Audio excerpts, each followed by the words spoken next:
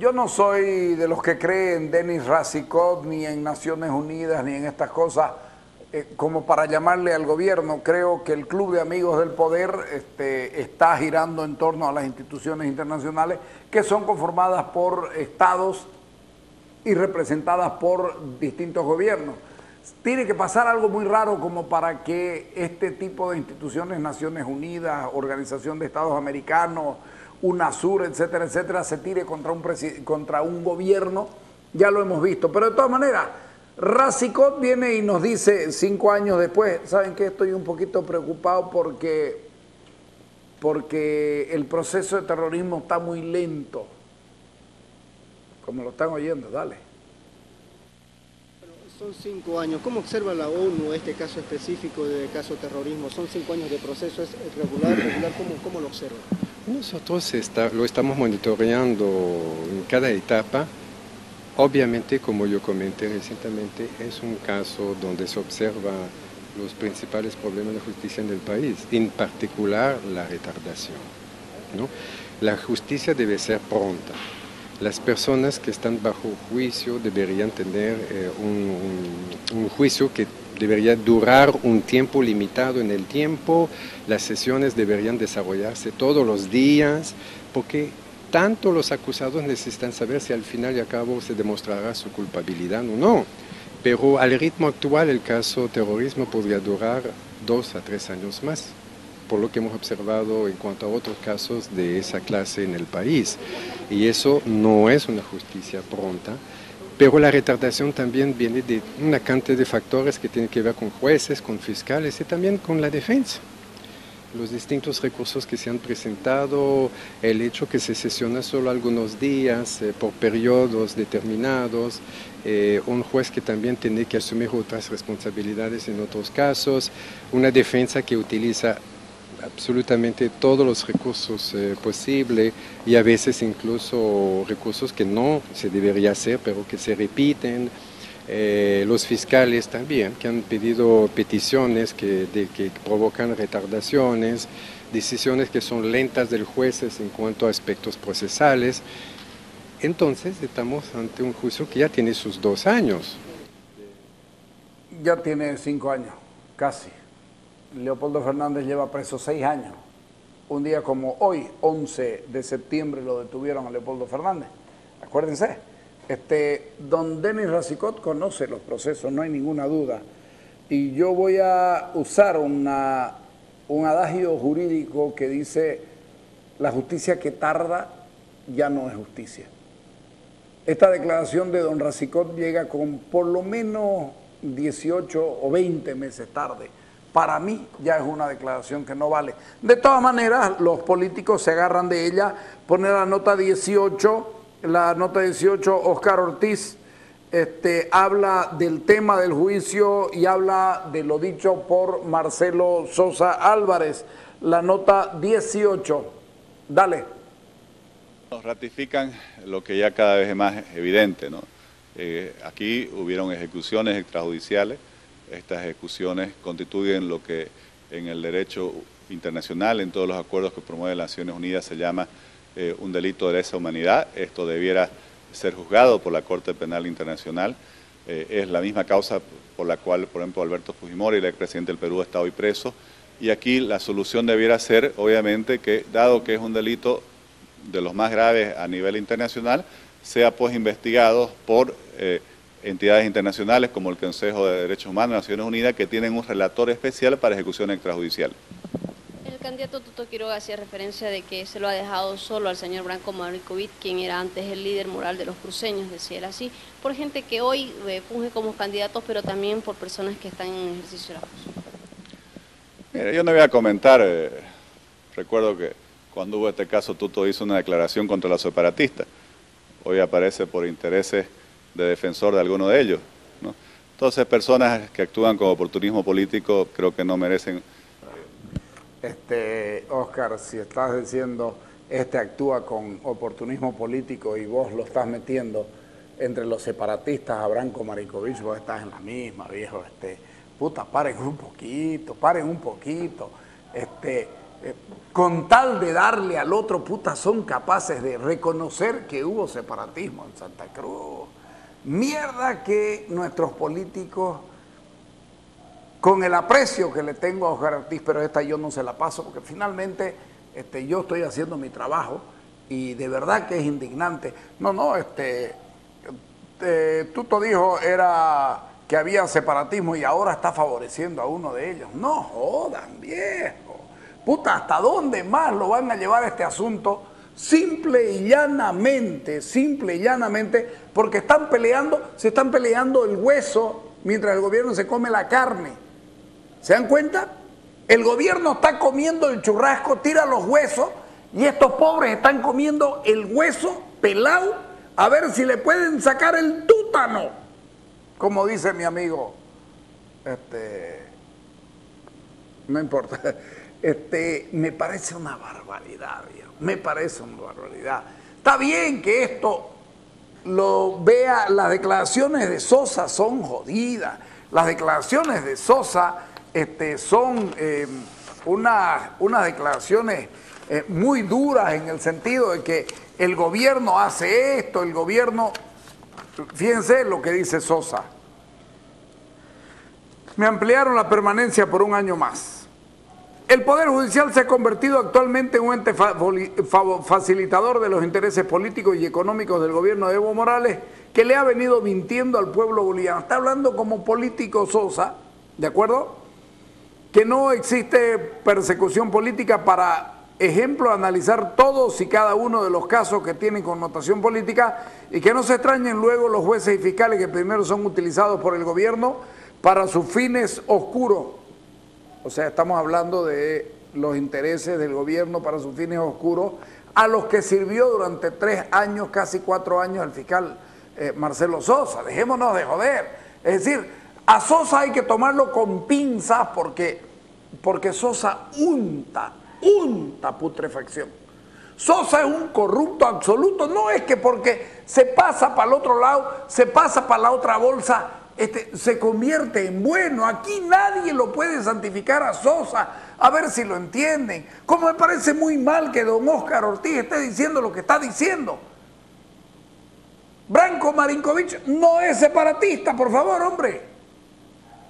No es separatista. Branko Marinkovic está empujando contra Rubén Costa. Sí que lo está haciendo. Branko Marinkovic pudo haber facilitado o haber dado una mano para que Sosa se vaya, sí, pero eso no lo convierte en separatista. Hombre, hay que tener lealtad con la historia. Estás peleando por algo, hay un objetivo común. Que no nos digan lo que no hemos sido los cruceños. Y un candidato cruceño a primer senador viene con tal de darle a Branko Marinkovic, le dice que es separatista. No, pues, no jodamos, viejo. No jodamos, las cosas no se hacen así. Este es un proceso terrible, es un proceso plagado de corrupción, nos ha marcado Denis Racicot. Denis Racicot, que es gobiernista, marca, y no me venga a decir que no lo es, pero es gobiernista, marca, pese a ser gobernista, marca las barbaridades cometidas por el gobierno. Ponelo al doctor Hoffman. Nosotros fuimos a buscarlo al doctor Hoffman porque yo voy a seguir insistiendo. Yo sé que hay alguna gente que le asusta la posibilidad de esto que se llama la avocación per saltum.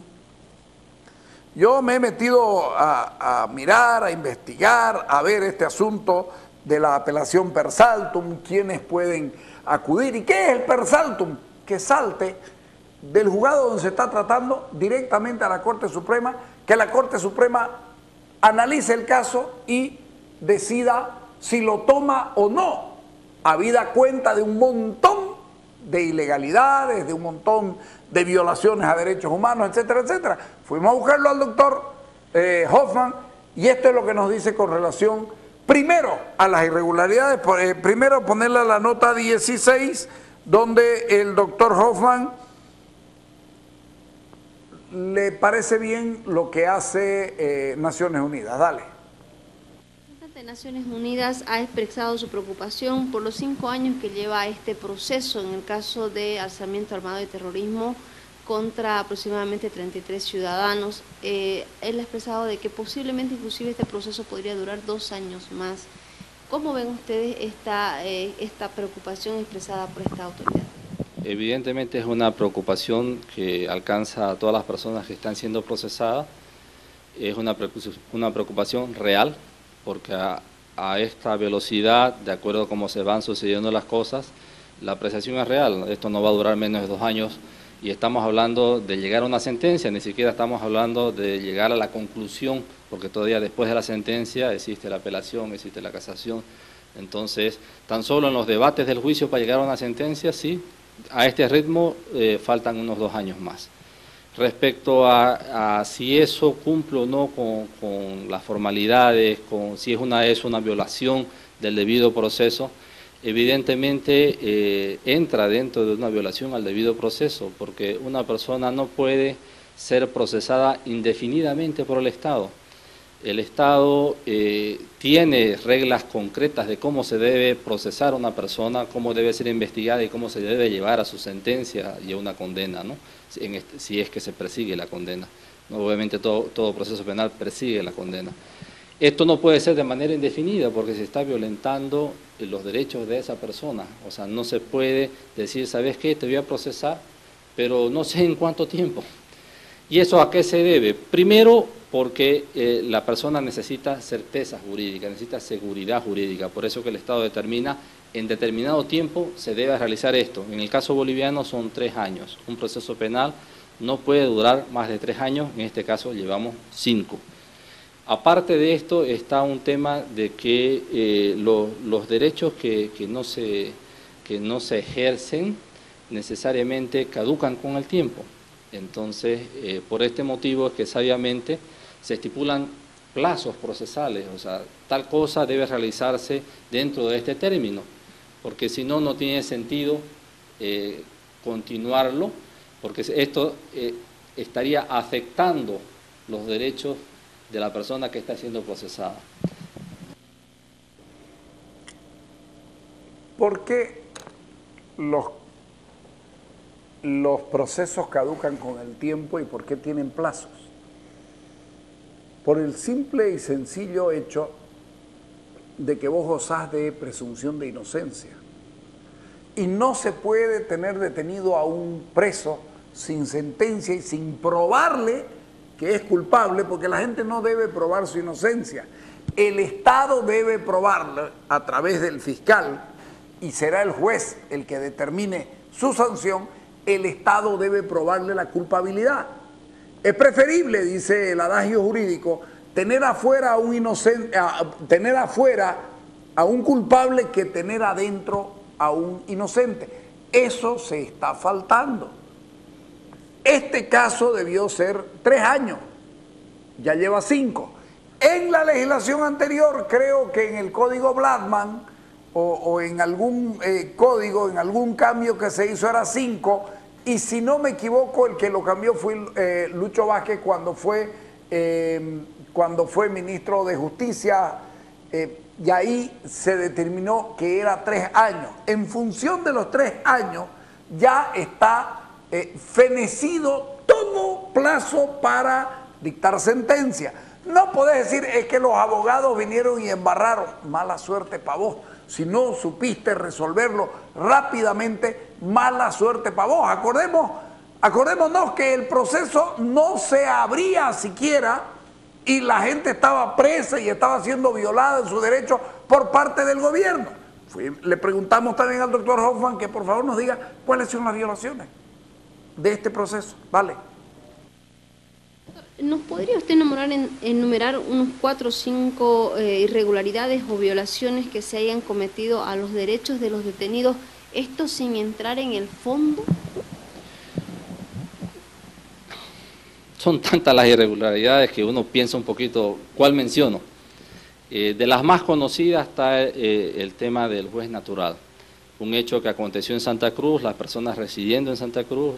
Entonces corresponde que sea un juez de Santa Cruz el que los procese. ¿Por qué motivo? porque la ley sabiamente estipula ¿qué es lo que es el juez natural? El juez natural es la persona que conoce qué es lo que está pasando en un determinado lugar, vive en ese lugar, sabe las costumbres de ese lugar y por lo tanto es el más apropiado para adecuarse a qué es lo que está pasando. O sea, la realidad de La Paz es totalmente distinta a la realidad de Santa Cruz. O sea, ciertas cosas que aquí no son normales, allá podrían ser normales. Entonces, aunque la ley sea la misma, por dar un ejemplo, la manera como convive Santa Cruz, la manera como se vive en Santa Cruz, ese relacionamiento íntimo de las fraternidades, todo el mundo conocerse, por qué todo el mundo habla con todo el mundo, eso es un aspecto importante para conocer del juez natural. Porque aquí, otro de los aspectos que se relaciona con esto del juez natural y que tiene que ver con las pruebas que han sido introducidas y que por lo tanto necesitan ser analizadas en su contexto, es que yo hablo con todo el mundo y eso no significa que yo tengo que conocer lo que hace cada persona. Ya, aquí todo el mundo habla con todo el mundo porque todo el mundo se conoce, pero eso no significa que sepa lo que el otro está haciendo, si está cometiendo o no está cometiendo delito.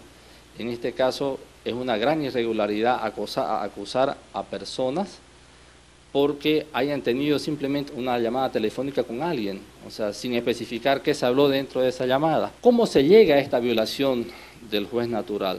Esta violación del juez natural se llega a través de una denuncia preparada con anterioridad por el Ministerio de Gobierno. El 30 de marzo del año 2009, el Ministerio de Gobierno prepara una denuncia donde pretende de esa manera violentar el juez natural para antecederse a un hecho que iba a suceder el 15 de abril del 2009. Esa denuncia, preparada el 30 de marzo, es presentada el 14 de abril, previniendo que el 15 de abril acontecería el atentado a la Casa del Cardenal. Estamos hablando de que fue presentada 6 horas antes del atentado a la Casa del Cardenal. La pregunta es, ¿cómo sabían que 6 horas después se iba a dar ese atentado? Pero, además, como fueron las cosas, en todo aquello que se comete un fraude procesal no existe no existir la verdadera legalidad, se cometen errores. Al darse el atentado a la Casa del Cardenal en la medianoche del 14 para el 15, un representante del Cardenal presenta su denuncia ante la Fiscalía de Santa Cruz en la madrugada del 15 de abril, alrededor de las 2 de la mañana. Esa denuncia es procesada en la Fiscalía inmediatamente. A primeras horas de la mañana se realiza la comunicación al juez de que se está investigando ese caso y por lo tanto el juez que previene el caso del atentado a la Casa del Cardenal es un juez de Santa Cruz. La denuncia que es presentada el 14 de abril en La Paz es procesada por la Fiscalía de La Paz en la tarde del 15 de abril, a las 3 de la tarde, recién es ingresada en sistema y recién, por lo tanto, el fiscal Marcelo Sosa, en la tarde del 15 de abril, informa al juez de La Paz de que se va a investigar un hecho de terrorismo, sin especificar todavía cuál, porque no dice que va a ser el específico de la Casa del Cardenal. El Código Penal estipula claramente que el juez que tiene competencia es el que previene un mismo hecho. En este caso, el juez que previene, o sea, que conoce primero el hecho del atentado a la Casa del Cardenal, es el juez de Santa Cruz.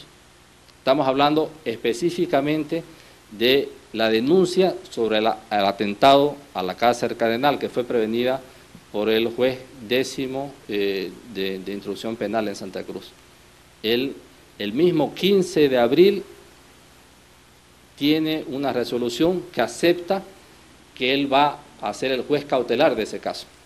En el caso de La Paz, aunque hayan hecho la denuncia el 14 de abril, no existe un juez que acepte esa denuncia. Y el primer acto del juez para conocer ese proceso es la audiencia cautelar de Tuazó y de Tadik, el 17 de abril de 2009. Por lo tanto, 2 días después de que el juez de Santa Cruz había prevenido. Todo esto ha sido analizado de diversas maneras. Lamentablemente la ley no se ha impuesto, lamentablemente abusivamente se ha llevado el tema a La Paz, a pesar de que un juez de La Paz, un tribunal de La Paz en amparo constitucional dijo: existen 3 casos de terrorismo. Uno que conocía el juez octavo de instrucción de Santa Cruz, el juez Tapia Pachi, otro que conocía el juez 10º de Santa Cruz, en ese tiempo creo que era el doctor Zenón Rodríguez, y un tercero que empezó a conocer la juez 7ª de instrucción cautelar de La Paz, que es la doctora Betty Yañíquez, y que por lo tanto se debería regularizar procedimientos, cada juez y cada fiscal con su caso abierto. El único caso abierto específicamente para investigar el atentado a la Casa del Cardenal es el abierto en Santa Cruz a denuncia del representante de la víctima, que es el Cardenal, ante el juez 10º de instrucción cautelar. Se le ha robado la jurisdicción a este juez. Eso es una violación. ¿Cuántas otras violaciones se pueden decir respecto a la manera como se ha manejado la prueba? Porque es un tema importantísimo. El procedimiento para decir existió un delito tiene que ver con cómo se obtiene una prueba. Se ingresó sin orden judicial a un lugar en horario prohibido. Eso es un delito. Se dice que en ese lugar existían unas computadoras. ¿Quién puede asegurar eso? Si el que tenía que asegurar eso es un fiscal. Y una vez que existe esa prueba obtenida de manera ilegal, debe ser custodiada adecuadamente. Y esa custodia tampoco se ha cumplido. Porque esa prueba... Ustedes están viendo ahí, hay un montón, un rosario de irregularidades y de estas cosas. El gobierno no sabe cómo hacer para pararlo, esto, para que se acabe. Hay quienes dicen que se debe acabar, hay otros que dicen que tiene que seguir. 2 años más es demasiada presión para la gente que, sabiéndose inocente, está ahí. Yo digo que hay una avocación que se llama per saltum, que es la que designa la posibilidad de un tribunal superior, o sea, el Tribunal Supremo de Justicia, de intervenir de oficio o a pedido de parte en el conocimiento de causas judiciales, salteándose las etapas normales de intervención de los tribunales de primera o segunda instancia. Ese es el principio.